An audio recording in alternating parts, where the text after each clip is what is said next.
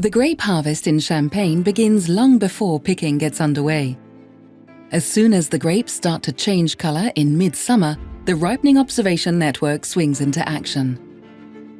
Twice a week, samples are taken from several hundred control plots spread across the Champagne region.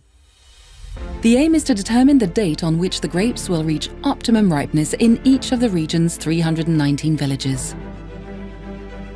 Since the Champagne appellation regulations specify that only whole clusters may be pressed, harvesting is always done by hand.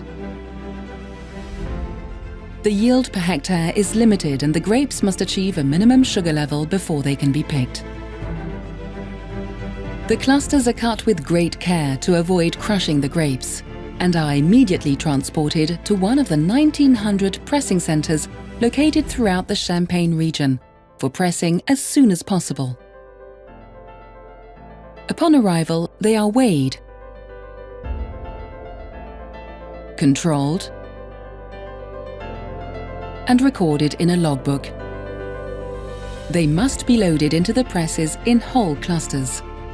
Given that almost 2/3 of the grapes are black-skinned, in the late 17th century, the Champagne growers invented a series of grape presses and a pressing technique that enabled the juice to be extracted without being coloured by the grape skins. This method is based on 5 principles. The grapes are pressed immediately after picking. Only whole clusters are pressed. Pressing is slow and gentle. Extraction is strictly limited to 2,550 litres per 4,000 kilo press load of grapes. Finally, the juice is separated into fractions, with the first 2,050 litres obtained making up the cuvée and the final 500 litres, the taille. Pressing is one of the most strictly regulated processes in the production of Champagne. Pressing centres have to meet more than 20 approval criteria, which cover pressing and racking equipment, daily press loads, and hygiene standards.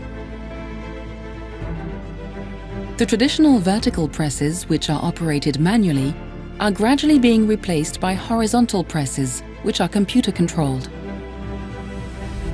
Between every marc, or press load, the press must be emptied and cleaned using water.